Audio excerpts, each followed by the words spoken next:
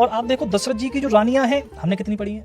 तीन पढ़ी हैं। हम्म। लेकिन आनंद क्या है, वाल्मीकि रामायण में दशरथ जी की 350 रानियां और हैं। लेकिन आपको समझना पड़ेगा, जैसे आपने सुना होगा कि कैकेयी कोप भवन में चली गई, तो कोप भवन की आवश्यकता ही इसलिए थी राजाओं को कि जब वे जा रहे हैं अपनी कचहरी में, अपने दरबार में, तो एक बार कोप भवन में झांक के देख लेते खिड़की से कि भाई कोई रानी वानी तो नहीं आ गई।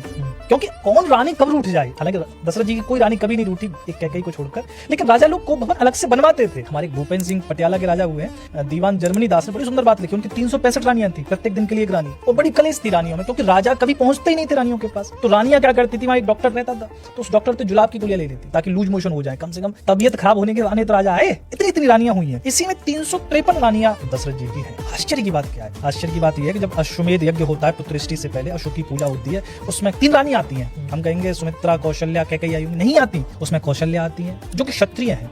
फिर एक वैश्य रानी आती है जो कि वावाता नाम से है। फिर एक शूद्र रानी आती है जिसका नाम परिवृत्ति है। ओके। यहाँ पर सारी मान्यताएं हिल जाती, सारे वर्णाश्रम ऊपर नीचे हो जाते हैं हमारे। तो परिवृत्ति भी रानी है, भगवान श्री राम की माता है परिवृत्ति, एक शूद्र। ये हमारे चैलेंज करती है बात की चीजों को, क्योंकि मूल है ना रामायण। ये आपको बता रही है कि वर्ण ऐसे नहीं थे, वर्ण कुछ और तरीके से काम करते थे। गुण कर्म विभागशः, जो प्रभु श्री कृष्ण कह रहे हैं कि जिसको जैसा कर्म किया उसके भीतर वैसे गुण आए, वैसे ही वर्ण हो गया। ऐसा नहीं कि जन्म लिया तो तुम ब्राह्मण हो गए, जन्म लिया तो तुम शूद्र हो गए। शूद्र भी ब्राह्मण हो सकता है जो मनु कह रहे हैं, और ब्राह्मण भी शूद्र हो सकता है। तो यहाँ पर चैलेंज करती हैं इन चीजों को।